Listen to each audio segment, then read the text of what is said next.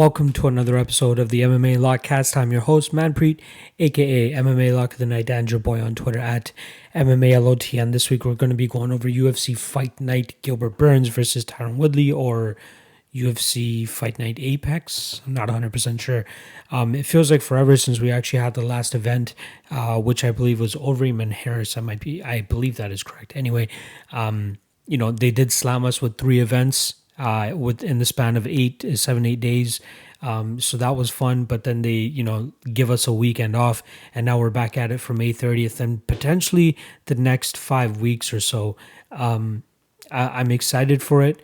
It's about time that we got back into the run of things, strictly due to the fact that, the whole COVID thing has pretty much wiped out all the events in April. That kind of sucked. But hopefully everything's able to get back to normal now. Fighters are starting to have their gyms open back up, which is really helpful and very good. It seems like Vegas is finally opening back up now, at least the Apex, since they're going to have the fights there. I'm not 100% sure whether all the 5 fights that are coming up are actually going to be in Vegas. There's no confirmation regarding that. The Fight Island is still a possibility from, everything that we heard about earlier. Fight Island was supposed to be ready for June. So, who knows if June 6th, whether that pay-per-view is going to happen at Fight Island or if it's going to happen in Vegas. Not 100% sure, but there's so much up in the air right now. But what we do know for sure is the fact that this weekend we're having a UFC event, and I'm super excited for it. It's a very low-key, fun card.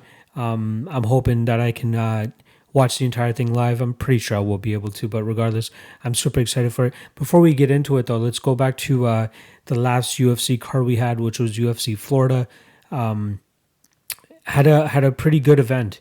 We'll start off at the top here. I had 2.75 units on Claudia Gadelha at minus 205. Profit of 1.34 units there. Sketchy decision on deciding splits. Me and Tony thought that Angela Hill won. So I'm not trying to, get too cocky or too happy about that one, but happy regardless that we did cash on that play. The lock of the night play was a 4-unit play at minus 170 on Song Yadong. Cash that for 2.35 units.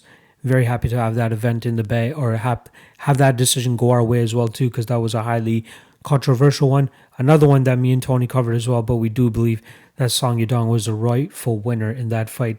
We had a 2-unit play at minus 198. I absolutely butchered this on Miguel Beza in terms of the line movement. I got down to like minus 140 or minus 150 come fight time. I was kind of bummed that I got such a crap line compared to what it closed at. But I'm still, happy because I thought that he was worth that minus 198, minus 200 price line. Like, outside of Matt Brown, or him being too intimidated by Matt Brown, he was going to go in there and do what he did. And he actually faced adversity, came back and actually finished Matt Brown, which is kind of what I expected. Maybe not the face adversity part, but at least I was expecting him to finish Matt Brown there. So he cashed 1.01 units on that. And the last winner we had was the under 2.5 on Kevin Holland and Anthony Hernandez. We had 1 unit at plus 170. That cashed us for 1.7 units. Happy to cash that. I'm very upset, though, that I didn't go harder on that under compared to the one that we ended up losing, which was my only losing one. Under 2.5 on Dern Elkins versus Nate Landwehr. If you look at both of those guys, once the judge's decision is actually read, you would be a little bit surprised that that fight had actually gone to a decision. It was crazy. I expected Nate to be slightly more chaotic, but he's always going to be somebody. Whenever he's a part of a fight, I'm going to look to possibly bet the under, depending on if it's at 2.5 and if his opponent brings the ingredients required for a potential under 2.5 bet to hit. So that was minus 1.3 units, and then overall we cashed plus 5.1 units for a 46% return. Happy with it. We bounced back from an unfortunate first 2 events back from this whole COVID thing. So that's one event, and now we can hopefully parlay that into this UFC Apex event, which from top to bottom, again, not too bad. I'm glad that we finally got Tyron Woodley to get back into the cage. It feels like he's just always off for so long, and then finally he just comes back out of nowhere. And I feel like there's this just perception that people have of him, in terms of being a like super elite fighter. I'm not 100% sold on that. And I think Gilbert Burns has the potential of being the guy to kind of spoil that and exploit that and show people that Tyron Woodley is just not the fighter that most people think he is. So very excited to see how that fight plays out. Obviously, we got Augusto, Sakai, and Blagoy, Ivanov. Maybe not a heavyweight slobber knocker or anything like that, but should still be relatively entertaining. We also have Mackenzie Dern on the card against Hannah Cifers. Roosevelt Roberts coming back against Brok Weaver. Jamahal Hill versus Klidson Abreu, which is a very intriguing fight. Seems to have the betting community slightly split. We'll see how what I think about that fight later on in this podcast. Billy Quarantillo versus Spike Carlyle. That should be a great fight. That should be a sleeper fight on the card. Casey Kenney, Lewis Smolka, another great fight in terms of endless reversals and grappling attempts that we're going to be seeing here. Submission attempts, I should say. Very, very excited for that. Brandon Royval against Tim Elliott. That's a great fight too. And it seems like they just they might be looking for an opponent for Daniel Rodriguez, who had Kevin Holland had to pull out for him last minute. So we'll see what happens there. But yeah, 11 fights or 10 or 11 fights. Happy with that. At least it's double digits. You know what I mean? So I'm excited for that. But this is the last event leading up to UFC 250, which is headlined by Spencer and Nunes. So that should be a fun card as well. And I believe they just announced Sandhagen versus Aljo on that card too, which is another banger. But you guys are here for UFC Apex. You guys are here for the Woodley versus Burns card. And as you guys know, I've already recorded these before. So some of the lines might be off in terms of what they're currently at. What I normally do is the day before every fight, the day before every event, I actually release a final thoughts video on my Patreon page, which I quickly want to plug for you guys. Every time I record a breakdown for each fight, I post it immediately to Patreon. So like the Woodley and Birds one, I actually did that almost a week ago now. So the line was slightly different, but also I do give people advice in terms of whether they should hit the line then or if they should wait on it. I do that for pretty much all of the breakdowns of every single card. So if you're on the Patreon, you get first access to these breakdowns as I record them. You get all my picks for, within the subscription fee. A ton of other things. I let you guys know what my leans are before I actually make the picks. I do a best bets article that goes through all of the fights on the card and lets you guys know what the best value is in terms of a straight play or over or under, which everybody should have access to. I just have a ton of content on there that should help your boy Loud to make this a little bit more of a full-time thing, which is what the end goal is in the long run. So make sure you guys check out the Patreon. I'll link it in the description below, whether you guys are listening to this on a podcast or if you guys are watching this on YouTube. Make sure you guys check that shit out. Help support your boy, and let's make some money. So let's get into these breakdowns. Hope you guys enjoy it. And leave a comment below. Let me know if you guys agree or not with my picks. And then I'll see you guys back in the comments next week when this event is actually complete and we can see how we did. So let's get into the breakdowns. Chris Gutierrez versus Vince Morales. This fight is perfectly lined at pretty much a pick'em. We got minus 115 on Chris Gutierrez and minus 105 on Vince Morales. Both guys are kind of in like the same space. You know what I mean? More so, Vince Morales is coming off a loss to Benito Lopez in a fight that you could arguably actually give to him too. It was a pretty close fight. Benito Lopez, in terms of, if you were to score that fight for him, it was probably based off the leg kicks. He seemed pretty active with those. Definitely did a lot of damage with those kicks against Morales, whereas Morales' main damage came from his punches. The issue with him and Chris Gutierrez is it seems like they aren't really keen on getting a finish. They're more so just looking for and picking their spots and being a little bit too conservative at times. And that kind of is a detriment to them, as to the fact that, to most judges, it doesn't really look like they're trying to go for the kill, or, it's not too convincing of a fight for them. Gutierrez is coming off of 2 wins over Ryan McDonald and Geraldo de Freitas, both decision victories. The Ryan McDonald fight was like a very methodical, picking that kid apart type of performance. Really did well with those leg kicks, which helped him immobilize Ryan McDonald to allow him to really let his hands go a little bit more. That's the thing. I wish he had let his hands go even more than that, because I feel like he could have finished Ryan McDonald, kind of how we saw Luis Smolka go out there and finish Ryan McDonald in McDonald's next fight. I feel like Gutierrez is quite, skilled. He has a lot of talent, as does Vince Morales. But again, they got to break that mold of, just being a little bit too tentative, a little bit too gun shy. That's probably the detriment for Morales in that Benito Lopez fight, as I feel like if you pull the trigger a little bit more or went for the kill a little bit more, he probably would have got the finish. He has great hands. His hand speed is pretty good too. His footwork is decent. Gutierrez, same thing. Great kicks, great movement, good understanding of distance. Harney Barcelos, that was the first fight for Chris Gutierrez in the UFC, and that was a rough one to make your debut in.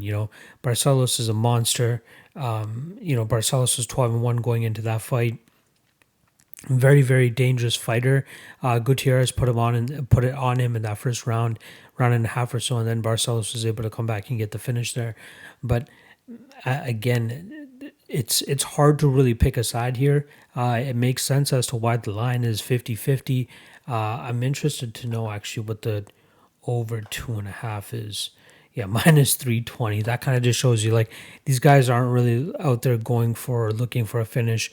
If anything, the one thing that you would have to really think from Vince Morales' perspective is he probably thinks he won that Benito Lopez fight, and that probably put it in him a little bit more to be like, okay, I need to go out there and probably get a finish here against Chris Gutierrez, or I could just find myself on the back end of a 2-fight losing streak and potentially losing my job in the UFC. So he might go out there and want to get the finish. Maybe a Vince Morales inside the distance plus 395. Not too bad of a price tag, considering the stakes for him. Vince, Chris Gutierrez on the other hand, he's coming off of 2 straight victories, so he's in a little bit of a safer space. I don't know. I'm just not the biggest fan of either guy here. I don't feel like I can trust any guy with money here. But you guys are obviously putting a gun to my head, and I'll probably have to lean Gutierrez here, strictly due to his use of or the variety of tools that he uses in the stand-up game, which is where I think this fight is going to play out for the majority of the fight.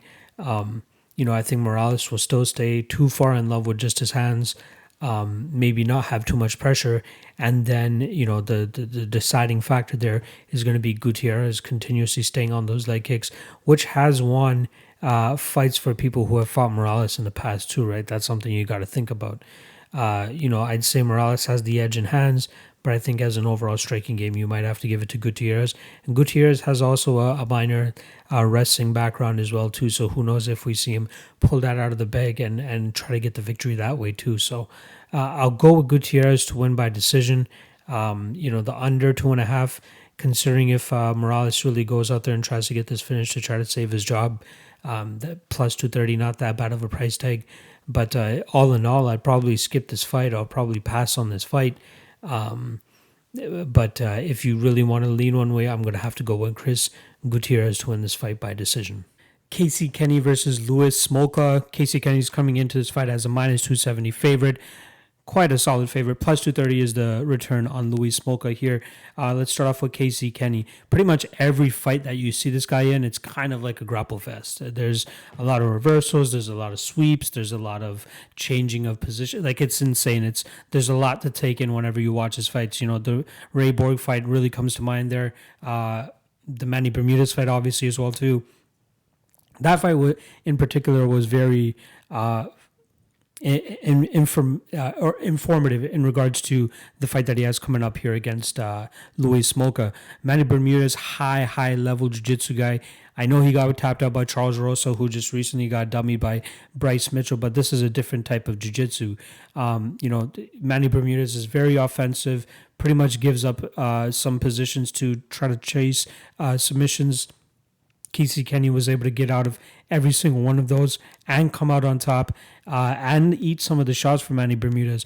We all know the issues with Bermudez going into that fight as well too is he just has issues with weight. He looked physically much, much bigger than Kenney in that fight. So that must have been something that he was, going up against here, and he overcame it. It was very, very impressive for me to see him consistently reverse positions from Andy Bermudez, get up on top, land a little bit of damage.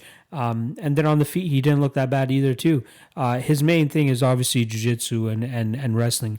We saw plenty of it in that 5-round fight he had against Brandon Royval. I was very impressed in that fight with him as well, too. And then obviously in the Cachero fight, he was able to get that fight done pretty quickly, which is just strictly a knee, a minute and a half into that fight.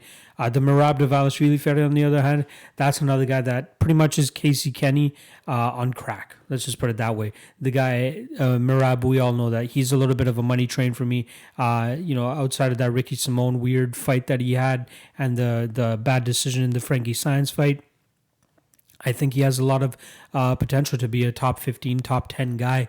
That's Merab that I'm speaking about. But that guy is just a machine, continuously moving forward, continuously pressuring you, not letting you off the hook. Kenney is just not able to stay up to par. Had to get that fucking yawn out. It was just gnawing at my brain to get that out. Anyway, with Kenney, I think he's going to have a huge advantage here against Louis Smolka, who, is coming off a knockout victory or a TKO victory over Ryan McDonald last time around, and that may have a little bit of recency bias for some people to be like, look, he is ever improving. His hands are just amazing. Look how improved he looked in that fight against McDonald. McDonald up into that fight was pretty much fighting scrubs. It's unfortunate that he had to have that fight as his UFC debut, but it really showed, there's a lot more holes in Ryan McDonald's game than there are in Louis Smolka's game. When you see him fight guys like Matt Schnell and even Sumadarji, who had a little bit of success on the feet for the little bit of time that fight was actually on the feet. But Smolka's game is jiu-jitsu. It's grappling. It's wrestling. But even the wrestling, it's kind of like desperation. In the Muderji fight, he right off the gun, he's going out there and trying to shoot a takedown, trying to get this fight down ASAP. I think he's going to have a lot of trouble trying to get Kenney down.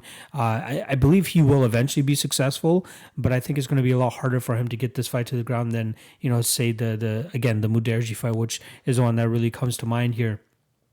It's going to be tough for him to get the submission over Kenney. I feel like Kenney's fought much tougher jiu-jitsu guys than Smolka. It's ridiculous to me that Smolka, I believe he's only 28 still. What is it? Yeah, he's 28 years old. He'll be turning 29 in July.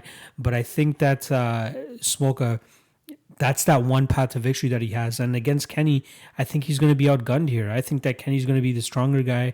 I think that his sprawling, his reversals, his scrambling ability is going to make it tough for Louis Smolka to really stay on top.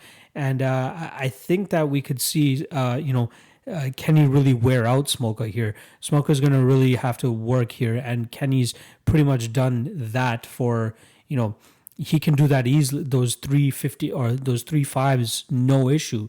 We've seen him do it 5-5s, and it's no issue for him. He can keep that train going. I don't know if Smolka's going to be able to handle that.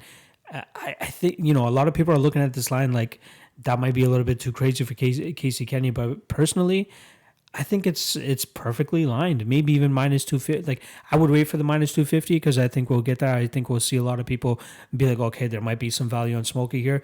And a guy like me that's looking for, again, lock of the night plays, I really like Kenney here. Like, again, this does play kind of into Smolka's game in terms of, for Kenney to win this fight, he's going to have to implement his wrestling. He's going to have to stay very mindful of his, movements, whether he's going for a reversal, whether he's going for a guard pass, whatever it is. He's going to have to, be at the top of his game. But I think he's going to be fine here against Louis Smolka. I think he's going to be able to break Smolka. And the fact that Matt Schnell was able to, lock up a triangle choke against Louis Smolka, who should have been the better jiu-jitsu guy there, it leads me to believe that Casey Kenney is going to have a lot of success on the ground. He's going to be able to smother Smolka. He's going to be able to really put it on him. And I don't mind taking the juice here at all on Casey Kenney. He should definitely go in there and win this fight. I saw an interview earlier this week with him saying, he was saying all the right things. Very, very motivated, especially coming off that loss to Merab Dvalishvili. I think that he goes out there, grinds out Louis Smolka. I wouldn't be surprised to see a late finish for Casey Kenney possibly after he breaks Smolka. But it's tough for me to see how Smolka, lands any type of submission, especially after, Manny Bermudez wasn't able to, Ray Borg wasn't able to, even Brandon Royval to a certain extent. But I think that I'll give this. I think that Smolka actually does have the better jiu-jitsu than Royval, but still, I don't think it's anything that Kenney hasn't seen yet. And, Smolka, again, being 28 years old, he could possibly still be improving. He could probably go out there and absolutely, dummy Casey Kenney. But I just don't think that's possible. And from everything that we've seen from both guys, I definitely think that Kenney is the better one here. Has had the tougher level of competition in the past couple of fights. Smolka's only been back in the UFC for roughly 3 fights. He's gone 2-1 so far. Those 2 wins, Sumuderji, Ryan McDonald probably already got cut, if I'm not mistaken. You know what? Let me just quickly do the Tapology search on what he's been up to. Yeah, Ryan McDonald lost to... his first fight was actually against Chris Gutierrez. I'm not sure why I didn't remember that. And then he lost to Louis Smolka, and I'm pretty sure he got cut after that. But yeah, just getting back to Smolka and Kenney. Kenny's going to out-grapple him here. Kenny's going to out-wrestle him here, and he's going to eventually break him. Again, maybe a late finish, or we'll see him actually grind this whole 15 minutes out from top position. Not like the entire time. I do expect Smolka to have slight success, but not to the point of actually locking up any type of choke or finish there. So I like Casey Kenney here. I like him at the odds that he's currently at. I'm going to see if there's going to be a little bit of line movement throughout the week. Minus 250 is kind of what I'm hoping for. I'd be more than happy to lay 5 units down on that. People can say what the fuck they want about that line being a little bit too juiced. Don't give a fuck. I'm looking for locks here, and I think that Casey Kenney is definitely up there in terms of a lock on this card. Still got a couple other things to look into, but I do like Kenney, and I believe he is at the top of my list with a couple more matchups to go. So Casey Kenney, I'm going to say decision just to be on the safe side, but again, don't be surprised to see him get a late finish here. Tim Elliott versus Brandon Royval.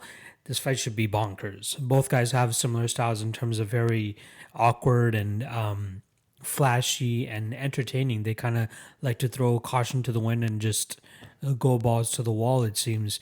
Let's start off with the UFC tested Tim Elliott, who's been around the game for a little while now. We know that he won the Ultimate Fighter the Champions Edition, where they actually had all the champions of the regional scenes come together for the flyweights, and then they all pretty much had a tournament to see who would face Demetrius Johnson at a time where, Demetrius Johnson was going out there and just dusting all of his competition. There really was nobody else for him to fight, so they had to put together an entire Ultimate Fighter season strictly to find out who should, go out there and actually fight him. Tim Elliott did come out on top. He ended up going the full 5 rounds against Demetrius Johnson. And since that fight, he's gone 2-3. He has wins over Louis Smolka and Mark De La Rosa. And then he's given up losses to Ben Nguyen in a 50-second rear naked choke, Davison Figueiredo in a 3-minute guillotine choke, and then decision loss to Askar Askarov last time around at UFC 246. MMA is such a fluid and there's so many ways to win within MMA, which allows for a style like Tim Elliott's to be successful at certain times. He has a record of 15-10-1. That's something to keep in mind here. But I feel as though this fight is a little bit of a toss-up. Obviously the wealth of experience has to go to Tim Elliott here. This is going to be his 27th fight, whereas Brandon Royval is only going to have roughly about half of that. This will be his 15th fight. We're talking about Royval as a former LFA champion. His only loss in his recent history was to Kenney, who also fights on this card. But that was a crazy fight as well. But it showed when a fighter has a little bit more of a dominant wrestling background, they should be able to control fighters like Tim Elliott and Brandon Royval. With that said, we don't really know what to expect in this fight here. You got to take into consideration the fact that this is Royval's UFC debut, but this is a debut under weird circumstances, obviously with this whole COVID shit going on. Normally the bright lights and the roar of the crowd and all of that really is taken into consideration for a UFC debut, but it's going to be like dead silence almost. All you're going to be hearing is the commentators, and Royval's fought in front of maybe 1,000, couple thousand fans, maybe less than 2,000 or so. I'm not sure how many fans actually come out to these LFA events, but coming into a weird and serene environment like the UFC cage, especially especially the UFC Apex now. It's going to be a little bit relatable more so for Tim Elliott, who, on The Ultimate Fighter, you really just have like the bench full of teammates. Then you got, Dana, you got a couple other people there, but probably the same amount of people that are around for the Ultimate Fighter fights are going to be around for this UFC Apex event. So Tim Elliott's definitely seen something like that. But yeah, this fight's going to be so wacky and weird, and I'm sure we'll see a ton of ground game as well, where a lot of guys will be able to get the reversals. I think that Brandon Royval will be able to reverse Tim Elliott, just as Tim Elliott will be able to do the same. But the one thing that I found with Elliott, though, is it seems like he kind of settles for that position, being on his back a little bit more so than he should. I think that Royval will be a little bit more offensive with his jiu-jitsu. I think that, his striking on the ground is much better too, has beautiful elbows. I think that Royval hits with a little bit more power than Tim Elliott. And one thing that really stands out to me about Tim Elliott is that, like, he's a fighter, but he doesn't really care so much to, like, win. It seems like the perfect example is his last fight around against Askar Askarov. In that third round, you got to think that you're down in that fight, right? What is he doing for the last 2 or 3 minutes of the fight? He's just like, he's walking down Askarov, but not really throwing anything. He's taunting him on. He's like, hit me. And then, Askarov is the one who's actually throwing. Even though he's the one backing up, he's the one throwing and landing on Elliott. On the other hand, Elliott's just walking forward, throwing, like, slapping shots every now and then, but definitely not enough. Like, if you're betting on Tim Elliott, that's the last thing you want to see is a guy that's, like, it looks like he's pretty much giving up with still, like, 30 or so seconds left, and it's so frustrating. I don't know why you would want to put your money on a guy like that. I love Tim Elliott. Like, he's a super fun fighter, but certain things you got to question here. Again, I think Royval is hungry for this spot, and this is kind of a match made in heaven for him in terms of a fight that could be super entertaining, possibly a fight of the night, as long as Tim Elliott doesn't give up fighting halfway through the third round. Both guys will be going back and forth, but I think that we may not even see a third round here. With that said, I'm actually very intrigued with the under 2.5 is now that we have that line. Under 2.5 plus 115. There might be some value there because we've seen Tim Elliott get choked out in the past.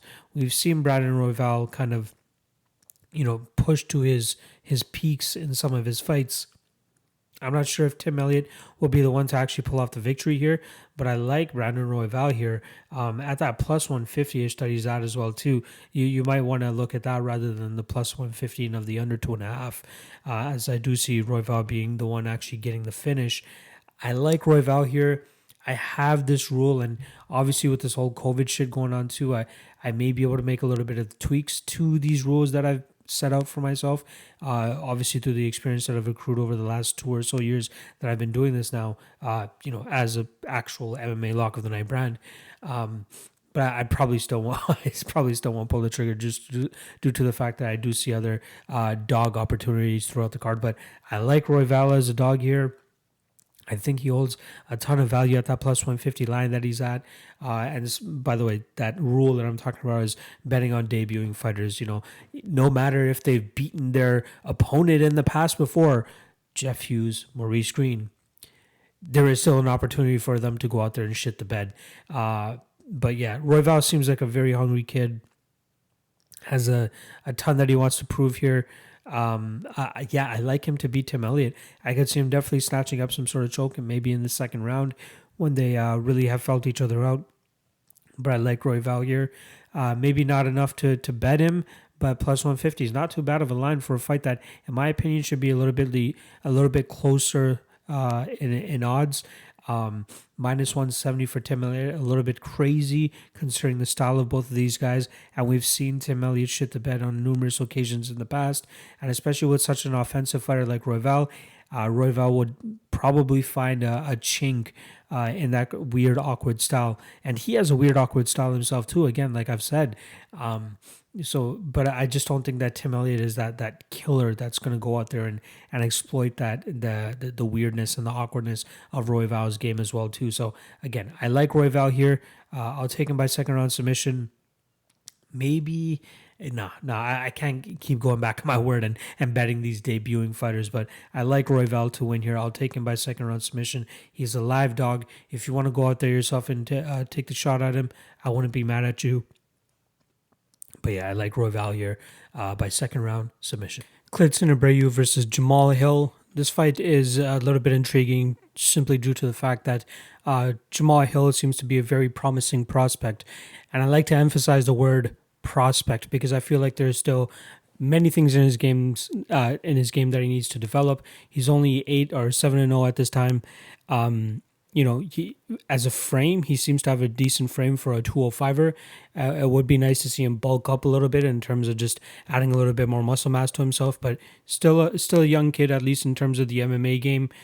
He's 29 years old, still has maybe a solid 5 or 6 years, maybe a little bit more than that left in him, so we'll see what kind of progression he can make on a fight-to-fight basis. But in regards of the changes that we saw from his Contender Series fight to the Darko Stosic fight, and I just want to get the amount of time correct as well. So he won the Contender Series fight July 23rd of 2019, and then came back about 5 months later.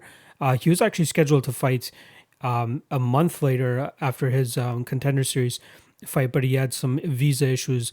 But he did come back in January of this year and beat Darko Stosic by decision. That was a fight that I actually had a little bit of dog money on Darko Stosic due to the fact that, again, what I led with off the top here is the greenness and the prospect nature that we see in Jamahal Hill. So what am I talking about? Let's talk about the good things first. He kicks very well. He kicks often. His output seems to be good. His jab is nice. His straight is nice. He does a good job in terms of maintaining distance for a good chunk of the fight. But if there's fighters that are able to like swarm him and are a little bit more confident in their punches and have cardio, they could definitely give him issues. Hill doesn't have the greatest takedown defense. His fight against Daquan Townsend was, he beat him, but we know Townsend, he has gas tank for maybe 7.5 minutes. And yeah, in the 5th round, he was able to put together a little bit of, output. But again, it was because he took pretty much rounds 2, 3, and 4 off. So that's something to keep in mind. But, Jamahal Hill, he's only going 3 rounds here against Klidson Abreu. And Klidson Abreu, in my opinion, is a much more legitimate fighter in a sense that he's more proven. He's 15-4. He has closer. This will be his 20th fight compared to the 8th for Klidson Abreu. But yeah, Klidson's great all around. He's a really good jiu-jitsu player. We haven't really seen his top game to the best of our ability. We saw him on his back against Magomed Ankalaev. Wasn't able to do much there, but Ankalaev is a whole different beast compared to Jamahal Hill here. The one thing I don't like about Jamahal Hill is the fact that he keeps his chin so high, and that's something that maybe like an amateur will be able to point out. But fighting the right guy could definitely give you some issues here. With Jamahal Hill, we don't know what kind of improvements we're going to see with this guy from fight to fight. I'm intrigued by the fact that Klidson Abreu is going to bring a different type of game plan compared to what else Jamahal Hill has seen in the past. Klidson Abreu is a great southpaw. That might throw Jamahal Hill off a little bit. with Jamahal Hill holding his chin so high, I could definitely see Abreu, catching him with the left hook, whenever he's trying to close a distance or anything like that. Hill is hittable. We did see Darko Stosic land a couple times, just not to the effect, to the point of, actually knocking out Jamahal Hill. I'm not saying that Klidson Abreu is going to go out there and knock him out either, but, he will be successful in landing on Jamahal Hill as long as he keeps his output there. But I think the real advantage here for Abreu is going to be his jiu-jitsu. And it would absolutely mystify me if we go an entire first round without seeing Klidson Abreu try to get this fight to the ground. We've seen, Jamahal Hill make some prospect and some rookie mistakes on the ground in the past, and obviously it hasn't come back to bite him in the fact that, he's undefeated at this point. But when you're fighting a guy like Klidson Abreu, you can't kind of leave your arm dangling when you're in full guard against a guy like Daquan Townsend. Townsend was able to throw up an armbar, wasn't really able to finish it, but I think a guy with Klidson Abreu's pedigree, he might be able to finish something like that. So I truly believe that once this fight hits the ground, it's going to be Abreu's world. We've seen Abreu get opponents down numerous times. Jamahal Hill has been taken down numerous times as well.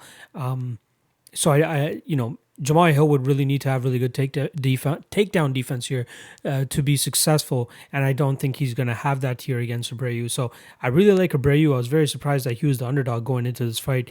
I could see why the fight is lined closely, because there is a possibility that we could see Jamahal Hill, really mind his P's and Q's, stay on the outside, throw kicks in there every now and then. But some of the kicks that he was even throwing against Darko Stosic was kind of leaving my head scratching in terms of, that's something that Abreu will definitely be able to grab onto and use as a takedown. So he's going to have to really be, on top of his game if he wants to be throwing kicks out there. But I like Abreu here. He's roughly around plus 115, plus 120. I might play him now. I'm not 100% sure. He's plus 117 at Pinnacle, which is my main sport book. If I can get him back up to plus 130, I could definitely see some casual money coming in here on Jamahal Hill, strictly due to the fact that, Abreu is coming off a loss to Shamil Gamzatov. Jamahal Hill does look like a solid prospect just from the outside and some of the highlights that you see. But Klidson Abreu is a little bit more of a nuts and bolts kind of guy. He's not the most... he's not the most flashy. That's what obviously Jamahal Hill is. But I definitely believe that Abreu would be able to get it done. Even if this fight stays on the feet for a little bit, I could see Abreu being successful. My only concern there would be the output of Hill. I think Hill would be able to outpace Abreu on the feet. He'll definitely be able to throw more shots on the feet. But again, the more he throws, the more openings there are for Abreu to actually try to take this fight to the ground, which is where I believe he'll be most successful. So I really like Klidson Abreu here. I think he's going to get the takedown. I think he'll get the submission as well too. I'm going to call it second. You know what? I'll call it first round submission for Klidson Abreu to pull off the upside. He'll probably close as the favorite. So if you have access to him, at the moment I dropped this this breakdown, I would definitely suggest hitting that, because I believe I will be hitting it as well, probably between 1 to 1.5 units. So make sure you guys look out for that once I drop that official play. But I really like him here. I think he has some value as the dog, and I think he gets it done in the first round. Billy Quarantillo versus Spike Carlyle.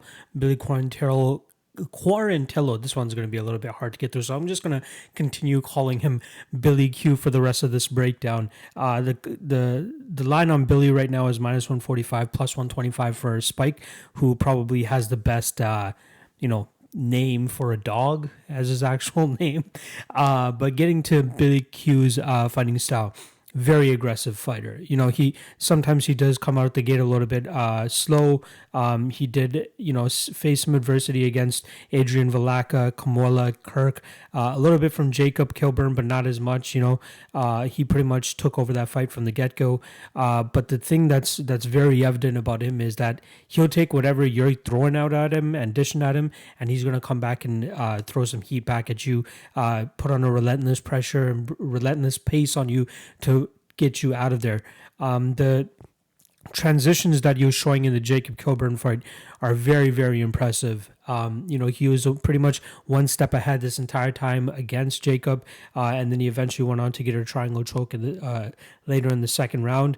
But even in the Adrian Velaka fight, Velaka had a little bit of success in that first round, and then after that, Billy was able to take over, got the back position, and was able to ground and pound him out in that fight. I like Billy Q's style, man. The guy really likes to come forward, really likes to really put the pressure on people, stay in their face, not let them breathe.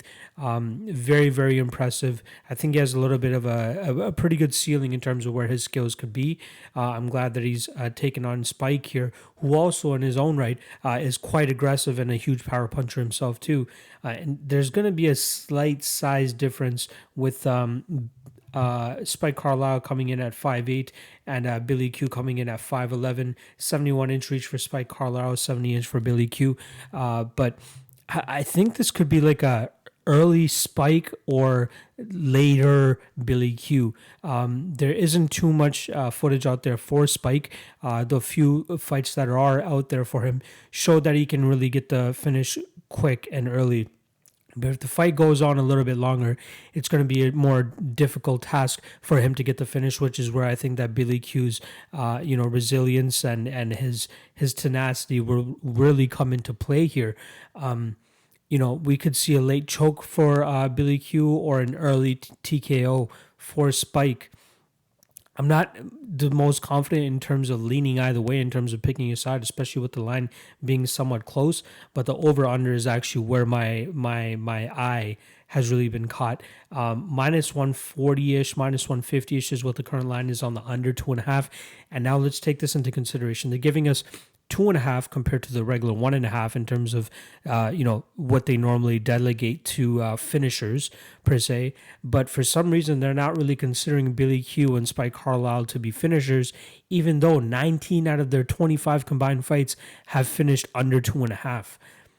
Not sure what the bookmakers are thinking here. Maybe they're thinking that Spike's going to try to go out there and wrestle fuck Billy Q, but even in that sense, I don't think they've really seen that fight where Spike, after one round, this guy was absolutely gassed. If Billy Q senses any of that, he's going to go out there and actually finish Spike Carlyle, and that's kind of what I'm expecting to happen. Again, not the most confident in terms of picking either side because Spike seems to have a lot of power in his hands and even in his kicks. We saw in that Alan Cruz fight, which he came in as quite a decent underdog in that fight. He landed a beautiful head kick on Alan, visibly rocked him, followed up with some punches, and then was able to get the ground and pound finish there. Very, very impressive from Spike. I'm not sure how high his ceiling is because I feel like at a certain point he's going to get caught. He needs to round out his game a little bit more. But obviously if the knockouts and the finishes are coming, roll on. Keep doing what you do, buddy. But with Billy Q, I think he'll be able to weather the storm here. I think he'll be able to take Spike into that second round and then eventually get a choke. But you're getting the under 2.5 at relatively the same, so you kind of cover an early Spike KO, which I believe is his only path to victory here. So I'll take Billy Q again. His resilience and his pace and pressure once he really senses that his opponent is starting to fade. I think that we'll see that when Spike starts whiffing on some of these early shots and then starts sucking wind come that second round. That's where I think Billy Q will get it done. I'll call either a darts or a rear naked choke here, or even a TKO from the back position, just like he did against Adrian Velaka. So I like Billy Q. I'm going to take him by second round, whatever, finish, TKO or sub, pick up whichever you want, maybe even the inside the distance. Let's see what the actual inside the distance line is. Plus 180 for Billy Q inside the distance. That's not a bad line. Plus 195 for Carlyle inside the distance. But regardless, under 2.5 around the minus 140-ish, minus 150-ish line, much, much better in my opinion. And that's probably a heavy play for me, considering the other ones that I'm quite confident on the card are a little bit too juicy. I like the minus 140-ish, minus 150-ish on the under 2.5 here. So once again, Billy Q, second round, TKO, sub, whatever it is. But the under 2.5 is probably going to be the play. Katlyn Chookagian versus Antonina Shevchenko. This fight is quite intriguing strictly due to the fact that Katlyn Chookagian last time around went and fought Antonina's sister, Valentina Shevchenko, who is obviously the flyweight champion. Chookagian came up quite short in that fight, losing via third round TKO. She was just not able to buck Valentina Shevchenko off of her from the crucifix position. It looked like Valentina was really, really heavy on top. She did a really good job in terms of staying tight, not letting Chookagian really buck or able to sprawl out or anything like that. Looked very vicious with especially all those elbows and punches she was landing from that position. Chookagian's game is mainly a stand-up game, a point fighting game. One where it's a lot of sticking and moving and trying to outthrow her opponent. If it gets into grappling situations, it seems to get a little bit hairy for her. Prior to the Shevchenko fight, she did have a lot of success in terms of getting back to her feet whenever she was taken down. And unfortunately for her, it seems to be quite easy to get her to the ground. When she does kick and she does try to keep her opponents away with any type of lead kick with her lead leg, she seems to leave it out there a little bit too long, and a lot of her opponents are able to capitalize on that in terms of getting her down, sweeping her with the other leg. So she needs to do a good job or a better job of getting that leg back when she does actually throw those kicks. I think that's something that Shevchenko might be able to exploit here. Obviously, she has an insider look into Chookagian's game, strictly due to the fact that her last fight was against Antonina's sister. And one thing that we saw in Shevchenko's rebound victory after she had dropped that fight to Roxanne Modafferi in a fight that she got grinded out in, we saw her kind of lean on the clinch game a little bit more in her fight against Lucy Pudilova. She had her in a very tight armbar at the end of that first round. In the second round, Pudilova tried to go for that takedown a little bit more aggressively, and in doing so, she actually gave up her back, which was quite unfortunate on her end. It literally gave Shevchenko her back, and she was able to sink in the rear naked choke. Pudilova went out like a soldier, didn't even bother tapping. But it showed a lot of progression in Shevchenko's game, especially that armbar. That was quite a tight armbar, but Pudilova was still able to get out of that. I'm interested to know whether Shevchenko is going to look to implement the grappling a little bit more this time around. I don't think Chookagian is a complete slouch on the ground or anything like that. She does train with high-level people, especially John Danaher. She's able to get her work in there. My question is, how much work has she been able to get in with John Danaher during this whole COVID situation going on? I think the COVID situation actually plays a little bit more into Shevchenko's favor, because her and her sister and their coach that they have are like very nomadic with their training styles. They like to bounce around from gym to gym, but mainly stick with their core group, which is just pretty much them three. Whenever you see Shevchenko's training, whether it's her IG or her Twitter or whatever it is, they're in like a different place every now and then. One place that they're known to be quite often is Galveston, Texas, which seems to be, they have like a little spot there that they're able to train at. But we've seen her jump from, Jackson's to Colorado to all over the place.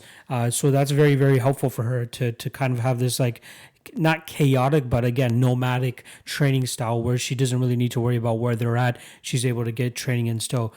With Chookagian, something that you really saw, especially in that countdown show that they had, is that she goes all over the place for her training. It was especially in the embedded. She's traveling all the fucking time to get from training to training. So I'm interested to know how effective her training camp has actually been this time around.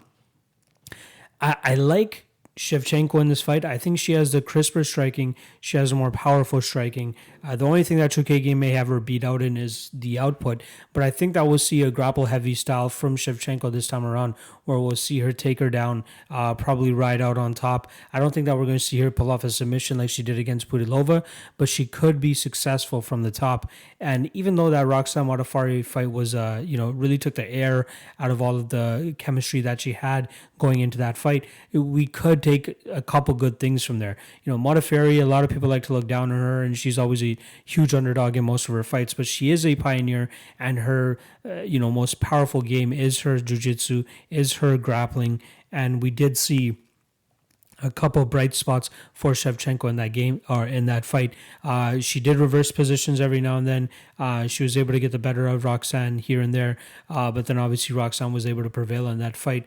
We could see Chookagian land some reversals, land some sweeps if this fight does end up on the ground.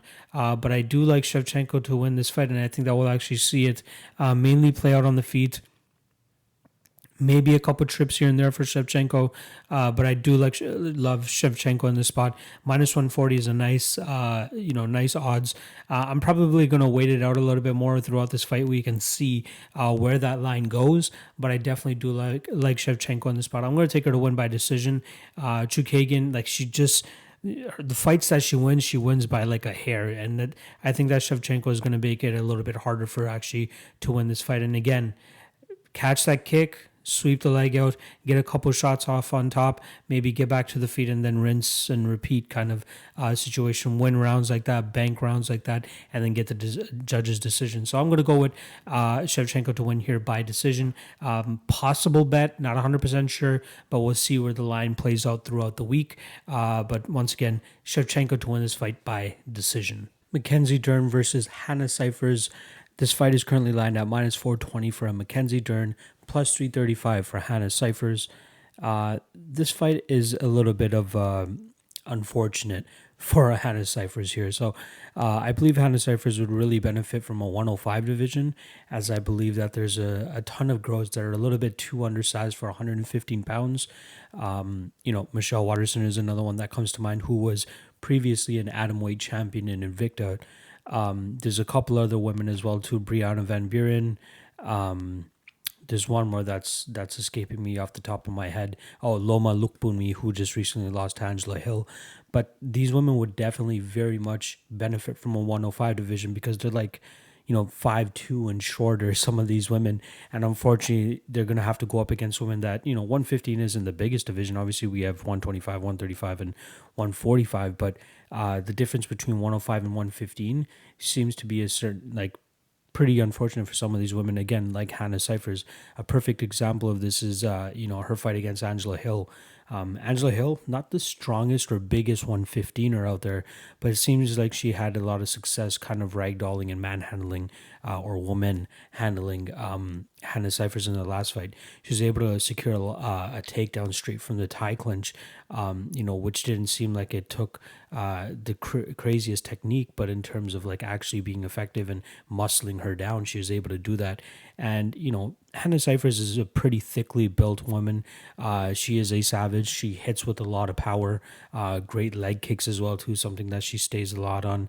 But when it comes to grappling up with some of these women and trying to remain on her feet, it's a little bit difficult. She showed good takedown defense against a very high-level jiu-jitsu player in Poliana Vienna. She was able to pull out the victory in that fight. But in this fight against Mackenzie Dern, I think she's going to be a little bit out-muscled. We're talking about a girl who, in Mackenzie Dern, was struggling to make the 115-pound division. She made the 115-pound division finally, but she's obviously going to be the bigger woman coming into this fight. We're talking about 5'4" to 5'1" in terms of size discrepancy. The stand-up you've got to give to Hannah Cifers. She throws with a lot of heat. Again, her kicks are very nice. She's very crisp with her punches, but unfortunately, coming at a size discrepancy, it's hard for her to close that distance without either getting tied up or getting shots landed on her coming backwards. My concern here is, though, Mackenzie Dern's striking is still a work in progress. We saw her drop Amanda Cooper, which led to her eventual submission finish in that fight. But, we found out in the Amanda Ribas fight, who is a little bit more finely tuned on the feet, that if she's not able to get this fight to the ground, or any fight to the ground, she's going to be in a lot of trouble on the feet. Fortunately for her, I think with her being at a size advantage and a bit of a strength advantage here against Hannah Cifers, she should be able to get her down. Am I looking to bet Mackenzie Dern at minus 420? Probably not. She still has a little bit of progressing to do. And even though on paper, Hannah Cifers lost her last fight to Angela Hill via ground and pound. On paper, you're going to assume, okay, the fact that that fight hit the ground, more than likely Mackenzie Dern is going to be able to get this fight to the ground. And I'm not 100% sold on, Mackenzie Dern's wrestling or her ability to effectively get fights to the ground. And again, Cifers is a strong woman. She could have success in terms of stuffing takedowns from Mackenzie Dern. And then we know on the feet, she's going to have a lot of success in terms of being the harder puncher. I'm not 100% sold either on the fact that Mackenzie Dern is an actual fighter. And what I mean by fighter is somebody that's going to, get punched in the face and still be wanting to fight consistently throughout. That Amanda Ribas fight was very, very, did not go Dern's way at all. That entire fight, she was looking to pull guard at certain points. Ribas was pretty much just tearing her up on the feet. I think if it gets to that point with Hannah Cifers, she's going to be struggling and then starting to gas in terms of trying to get Cifers down. I wouldn't be mad at a bit of a what's Cifers inside the distance looking like, plus 670. I wouldn't even mind sprinkling a little bit on her to win inside the distance.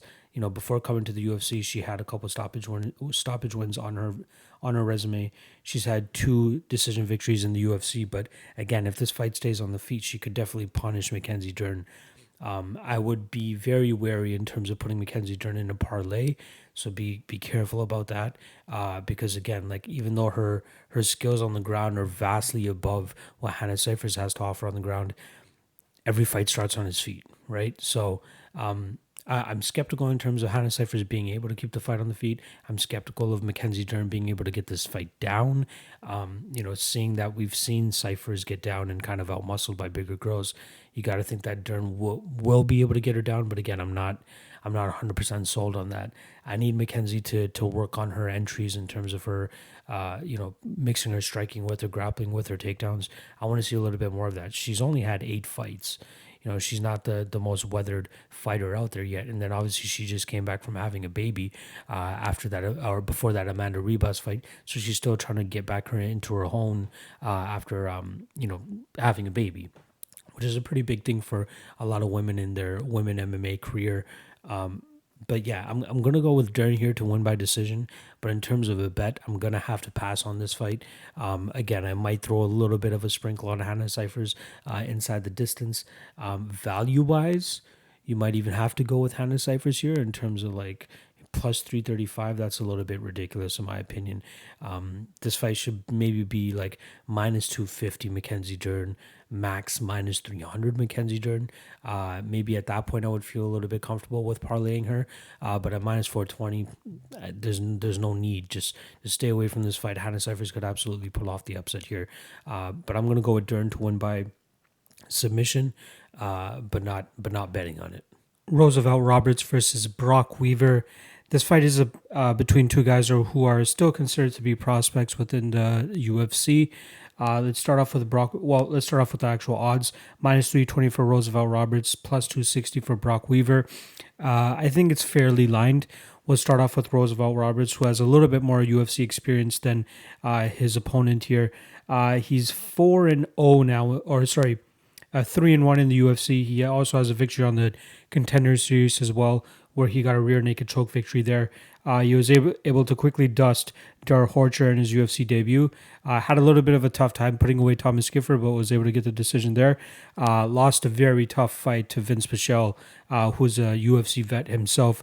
And then Alexander Yakovlev, that was somewhat of a close fight. One thing I would say about Roosevelt Robert is he seems to have pretty sharp hands. I like his 1-2. He moves quite well. The one issue I do believe that he has is that his takedown defense doesn't seem to be the greatest.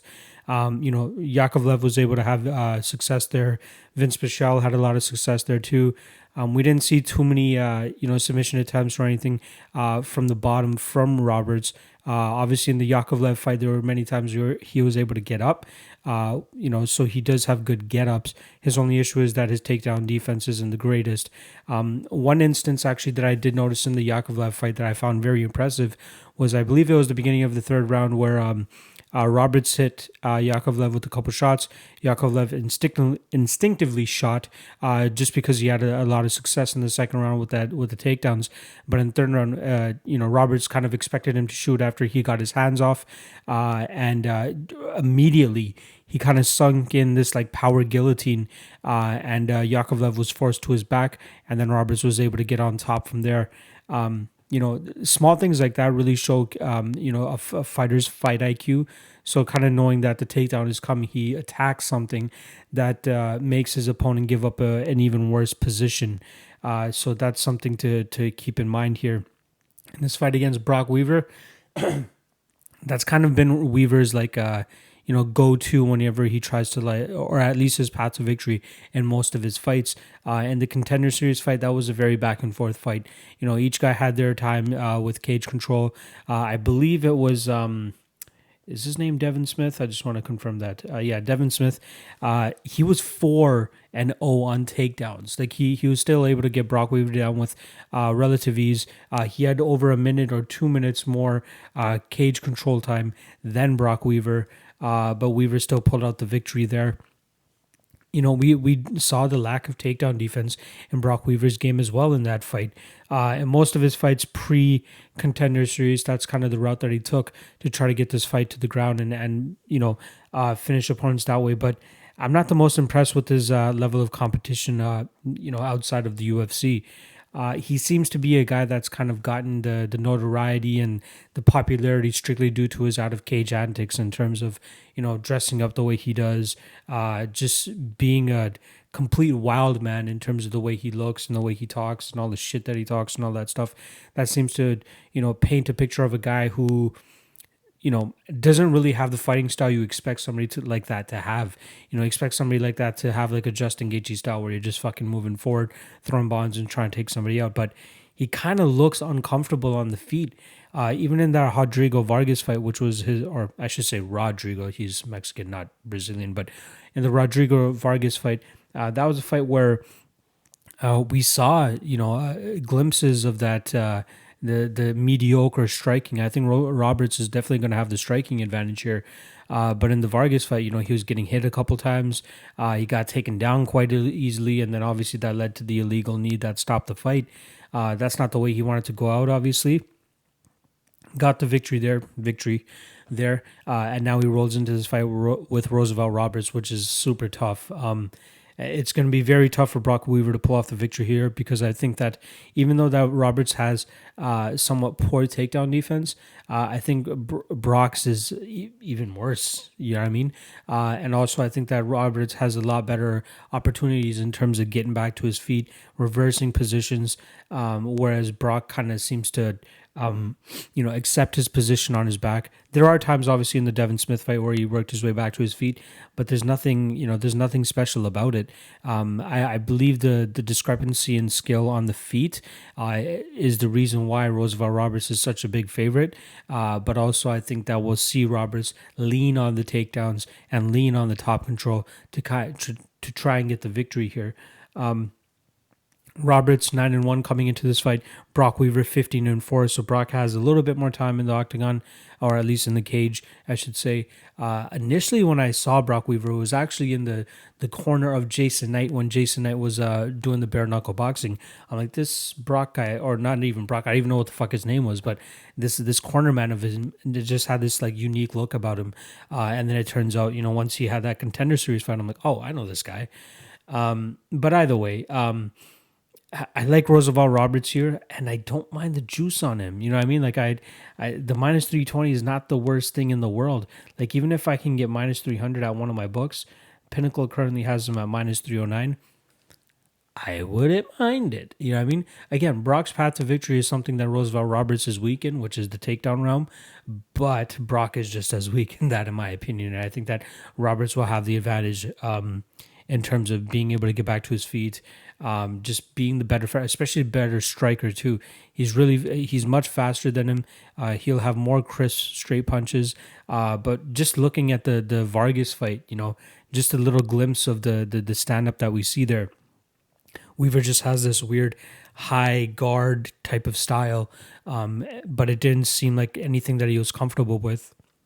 So we'll definitely see Roberts have the advantage in that round, and I wouldn't even be surprised if we see him kind of get a TKO victory strictly off of that. But I'm going to take Roberts to win by decision.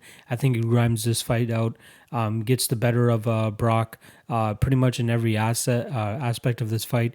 I don't see Brok, grinding this fight out. I think Roberts is just too good for that. Pichel was able to get away with it, but I think Pichel has a much better wrestling game, and he's even stronger than Brok.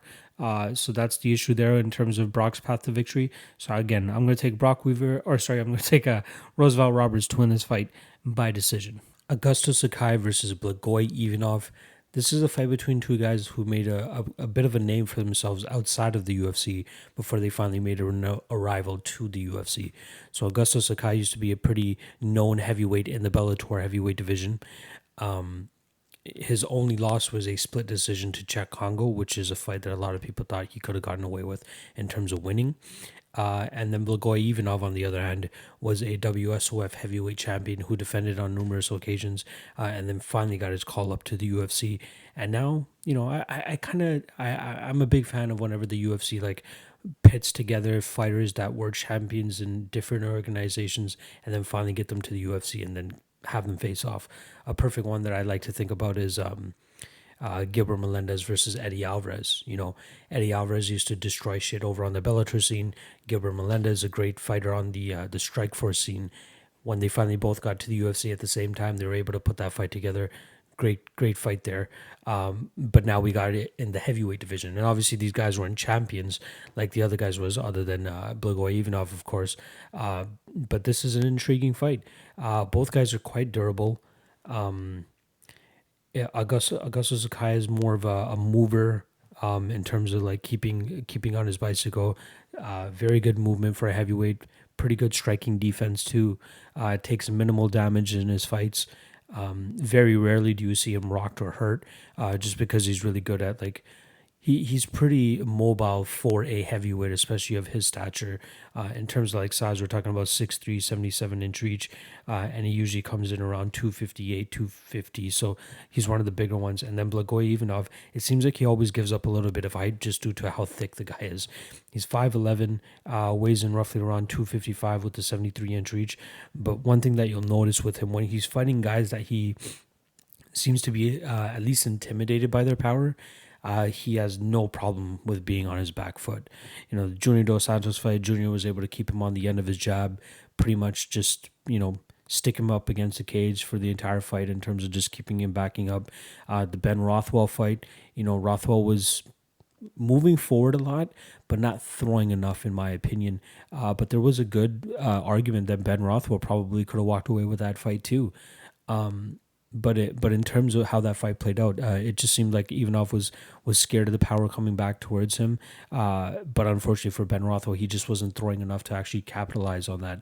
So Ivanov, it seemed, in my opinion, like if you were to make an argument for him winning that fight, which 3 judges actually gave him, it was that he was staying more active. He wasn't discriminating, to the body or to the head. He was actually throwing punches consistently to the body, whether it was a 1-2 down the middle or just a 1 to the bottom or to the body, and then a 2 back up to the head. In the Tai Tuivasa fight, that was a fight that he didn't seem as hesitant or as nervous about the power coming back at him, and we saw him open up his game a little bit more there. One tool that he really likes to use is his lead hook. So he's a southpaw. He really likes to flash his right jab out there, his right hook. I really believe that he uses that as a counter. Fighters don't really normally see that hook coming, from that angle. So he's able to catch them behind their guard, which is very impressive. And he was actually able to drop Tai Tuivasa with it. I saw him flashing it a lot in the JDS and the Ben Rothwell fights, but he never really landed as much damage as he did in that Tai Tuivasa fight. So it was very helpful for him there. So that's something that Augusto Sakai is going to have to really keep in mind. The thing about Augusto Sakai, though, is he's one of the bigger heavyweights again too, and I think that he'll be able to evade most of those right hooks that are coming at him. So I think he'll be fine in that aspect. But in the Derek Lewis fight, that was another one where we saw that Blagoy Ivanov was kind of intimidated by the power that was coming back at him. So it was hard for him to really get settled in that fight. I feel like against Sakai, we might see him get a little bit more settled. I don't think that he's going to be too nervous about the power that's coming back at him. But I think still that Sakai is a little bit more active when it comes to the striking realm, moves a little bit better, kicks a little bit better. One thing that I hope Sakai kind of moves away from, something that he did in the actually in the Tybura and in the Andrei Arlovski fight, was grapple, or not grapple, but like clinch as much. I think if it gets into the clinching position, he's playing a little bit more into Blagoy's game, because he's going to want to keep Blagoy at the end of his jab. He's going to want to keep him on the outside. Blagoy is a very good sambo practitioner.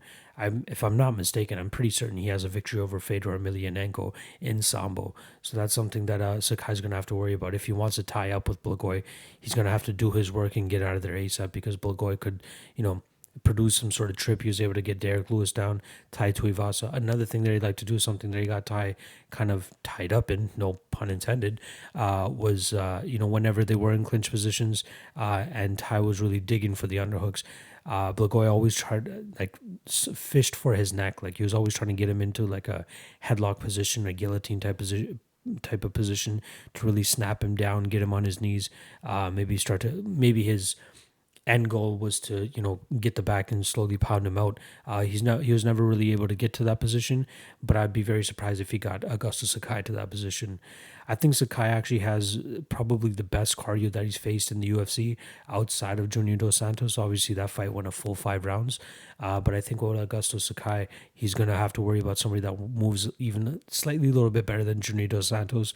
Maybe doesn't throw as much power as Junior Dos Santos, so that's something that he may not need to worry about. I'm saying this even after Augusto Sakai completely put out Marcin Tybura.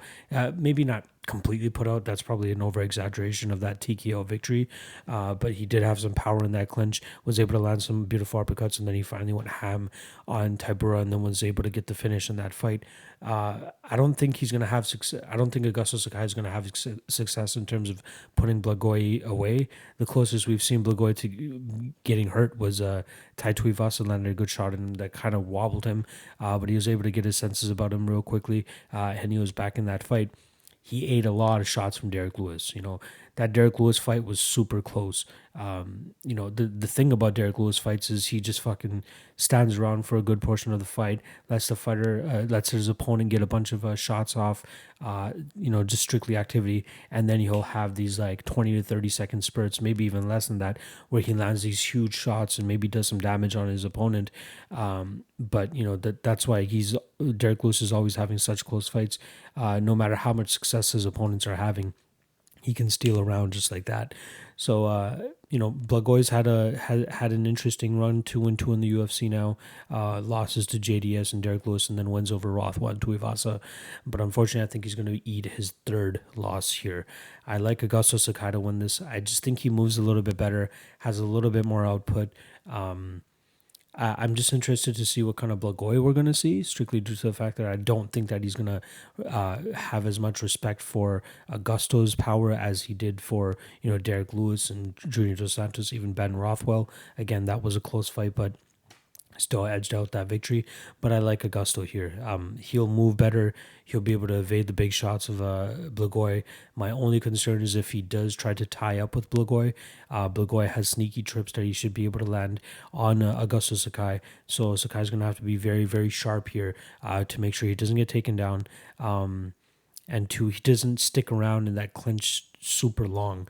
He is successful in the clinch, don't get me wrong, but you're talking about another guy in Blagoy who could take advantage of those positions. And we've seen, Tai Tuivasa try to use that on Blagoy, and Blagoy was always able to reverse the position, get Tai up against the cage, and make it a longer night for him. But I think that Sakai could have slightly more success, but I think that's also where the fight is most dangerous for Sakai in terms of incurring a loss here. But I think that we'll see Sakai kind of put on like the Andrei Arlovski type of performance, maybe with not as much clinching, but a lot of like boxing, a lot of movement, a lot of kicks.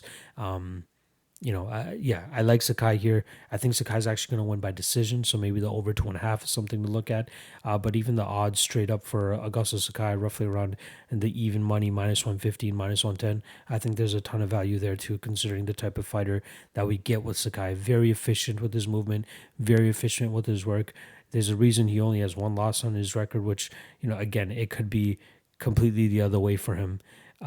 So I like Augusto Sakai to win here. I'm going to take him by decision, and he may possibly be a bet. So make sure you guys check out my Twitter account to see if I actually pull the trigger on him or not. But I'm taking Augusto Sakai to win by decision. Main event time, we got Tyron Woodley versus Gilbert Burns. This is a very fun fight to break down and look over, other than the fact that I had to watch the Wonderboy Thompson and Woodley fights once again. The Maya fight obviously wasn't that eventful either, but it did give us some good insight in terms of what we can expect in this matchup in certain forms. So let's start off with Tyron Woodley. He hasn't fought since he lost to Kamaru Usman, which is when he lost his title as well. That was way back in March of last year. So it's been a long time since he was actually scheduled to fight. I believe he was supposed to fight Robbie Lawler back in June. That one fell through. That was a main event. And then he was supposed to be main eventing on March 21st, the week after this whole COVID shutdown. He was supposed to be fighting Leon Edwards as a headliner in Leon Edwards' backyard in London. That was a fight that I was really looking to bet Leon Edwards in. Kind of bummed that we're not going to get that fight now. Hopefully we get it in the future, because that's something I definitely wanted to hop on for Leon Edwards. But this is a different challenge for Tyron Woodley here. So let's just break out Tyron Woodley in a split second. Not even a split second, but in terms of just the fighter that he is. And it's very frustrating, and I'm very curious as to why most bettors are very happy to bet on Tyron Woodley, especially in a spot here where he's fighting somebody similar to a Damian Maia mold, but with better striking, more confidence in their striking, more power in their striking too, and really good jiu-jitsu. With Tyron Woodley, you guys already know, like, his main style, and he does this in every single fucking fight, is he literally just backs up. Once he hits the cage or gets close to being threatened with something, he unloads with the right hand, and that's pretty much his go-to. He does paw his jab out there every now and then to kind of get the opponent to think about it, but he never really puts much behind it. It's more so just something to get the fighter to think about something so he can come over with the right hand. The way he set up the finish against Robbie Lawler was very impressive too. That was one of those few spots where he was the one actually moving forward.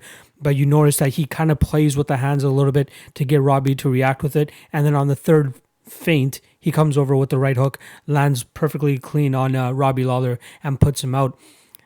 That's really about it. Like, it's almost like a Francis Ngannou style where you're kind of always banking on him to hit his patent right hand.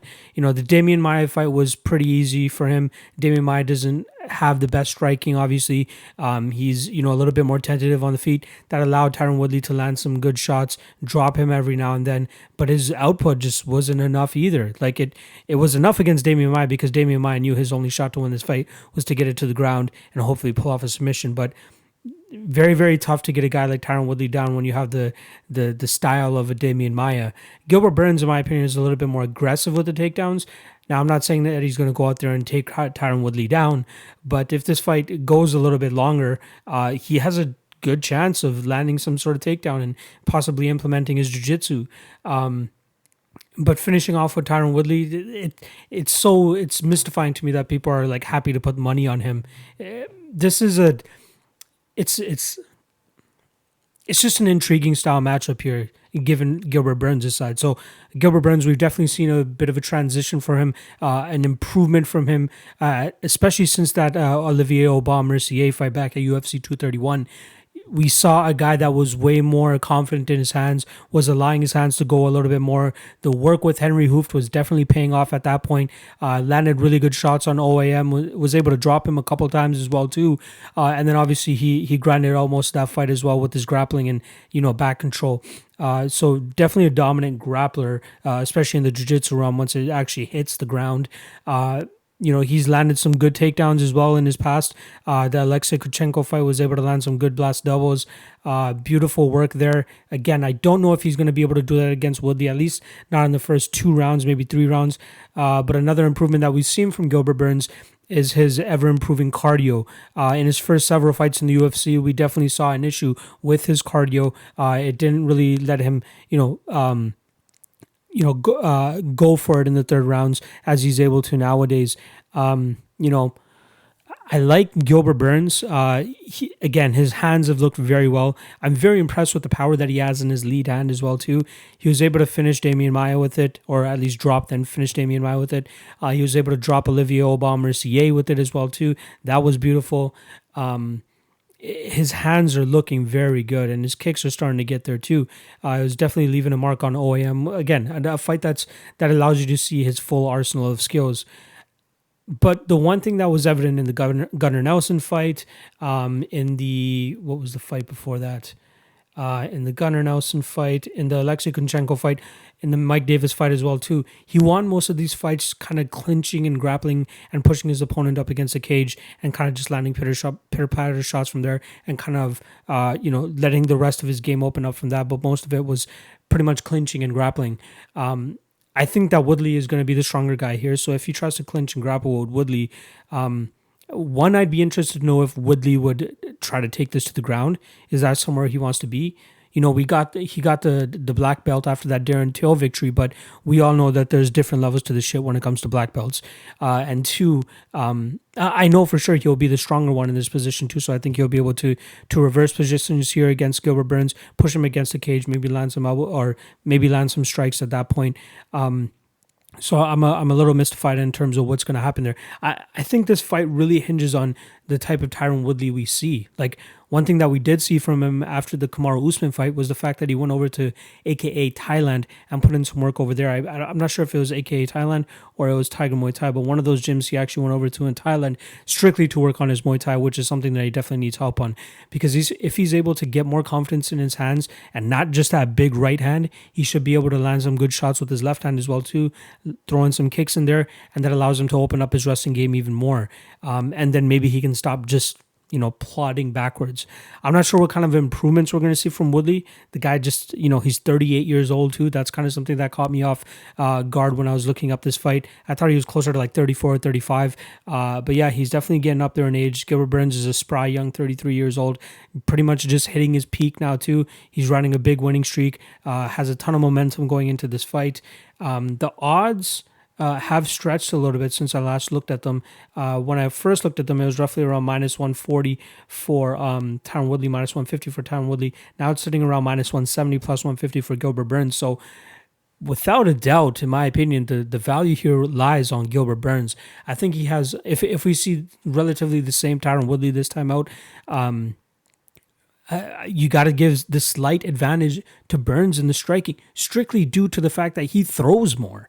Like, I'm not saying that he has more power than Tyron Woodley, but, if all you're relying is on your right hand and the feint with the left every now and then, you got to give it to Gilbert Burns for having the better striking at this point. Like, he's just showcased so much better striking in the last couple fights than Tyron Woodley has.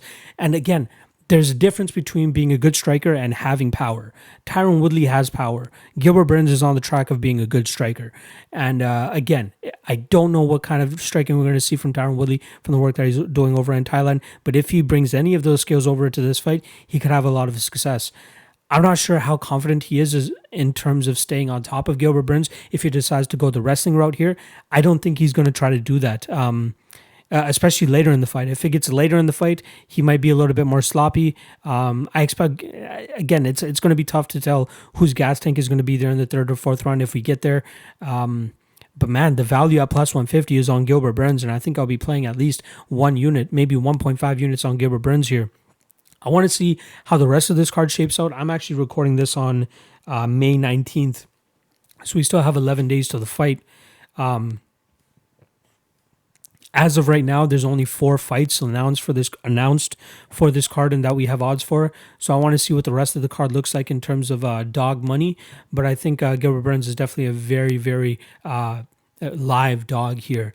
And Tyron Woodley just has such a weird resume. The Kamaru Usman fight, I hate one thing that I hate the most is the fact that people always say that, or Tyron Woodley himself has also said that he just didn't feel himself that fight. That no, motherfucker. That's Kamaru Usman doing what the fuck Kamaru Usman does. It's just like what Alexander Volkanovski did to Max Holloway. He shut his game down. It's what Aljamain Sterling did to Jimmy Rivera. He shut his game down. Kamaru Usman forces guys to shut their games down because of his style, his forward pressure, his relentless movement. Colby Covington is another guy that if he fought Tyron Woodley, he probably would do the same thing. And I'm sure if some of you are watching this podcast right now, you guys are going to be like, you're fucking out of your mind. Tyron Woodley would smoke Colby Covington. I don't think so, and I'm willing to put up a pretty penny to back up that claim. So I hope that's a fight that we can get in the next year or two before Tyron Woodley actually hits 40 years old. So people can't blame his age on something, but there's definitely a factor here. Gilbert Burns is the younger guy here. He looks like he's continuously getting better. Tyron Woodley, we don't know what we're going to see. It's been just so long. So I've been ranting a little bit too long about this fight just because I've been waiting to break down a Tyron Woodley fight just to expose him in a sense. You know, I mean, he's had a good little stretch of fights. Last thing, I promise. The Darren Till fight. Darren Till lands 0 significant strikes in that first round because he's too scared of the power of Tyron Woodley. I get that. That's completely understandable. But what did Tyron Woodley do there as well? Like, he just waited to get backed up, and then boom, he was off like a slingshot, trying to land the death blow on Darren Till in that fight. And then eventually in that second round, he got the rear naked choke. I'll give him kudos for pulling off not a rear naked choke. I'll give him kudos for pulling off that Darce choke against Darren Till. Beautiful choke, but is that really the fight you want to get your black belt after?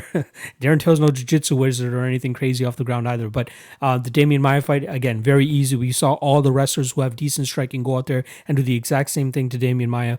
Stephen Thompson, just a weird, different style in terms of somebody, like it was just a lot of them just staring at each other. A weird clash of styles where we didn't get much action, so we didn't really see much from there. The Robbie Lawler fight, 2 minutes into it, he puts Robbie Lawler out. That's the power in his hands. The Kelvin Gastelum fight was a weird one too. He did land some good shots on him. I think Kelvin Gastelum had the better of the output there, but he did manage to rock Gastelum every now and then. He puts Dong Young Kim away. He loses the Roy McDonald fight. Carlos Condit gets injured. Josh Koscheck, again, another one where he wins by a punch. It's very rarely that you'll see this guy actually pull off a decision victory. Like in his Strikeforce days, he's pulling off decision victories because he's able to take these guys down and just grind them out. And then after that, the Nate Marquardt fight got stopped there. I'm just going to keep going on and on. But the only time that we've seen him win a decision, the Wonderboy fights and the Kelvin Gastelum fight. Damian Maia fight as well too. But I'd be hard-pressed to think that he's going to actually win a decision here against Gilbert Burns. So I wouldn't even mind seeing let's see if they have they don't have the props out yet, but I'd be interested to see what Tyron Woodley not by decision is, because I think there might be a little bit of value there if you get that line at your book. So, all right, I'm going to finish this off. Gilbert Burns, I'm going to take him by maybe 3rd round submission, maybe 4th round submission. But I like Gilbert Burns here as a dog, and I might be playing him at the plus 150 line that he's currently at. So keep an eye out for that. And Gilbert Burns pulls off the upset in the main event here. All right, that's a wrap on the breakdowns for this card. I wonder if you guys agree with it. Again, hit the comments below to let me know if you guys agree with it or not, and then see if we can get some banter going on. Lastly, again, I just want to plug the Patreon. Make sure you guys go check that out. It's in the description below. You guys get early access to these breakdowns as well as a bunch of other perks. Check me out on Twitter at MMA LOTN. Subscribe on the YouTube channel, please. I'm trying to hit that 1K mark before the end of the summer. Still got a little bit of time to do that, and I'm just about, I believe, 140-ish subscribers away. Come on, y'all can close that gap. I'm closing in on like 2,700, 2,800 Twitter followers as well too. So even if like a third of you guys hopped on over and hit the subscribe channel, that would really fucking help. So if you haven't already subscribed, make sure you guys do that shit. And then I'll see you guys next week. Good luck on your bets, and let's make some fucking money.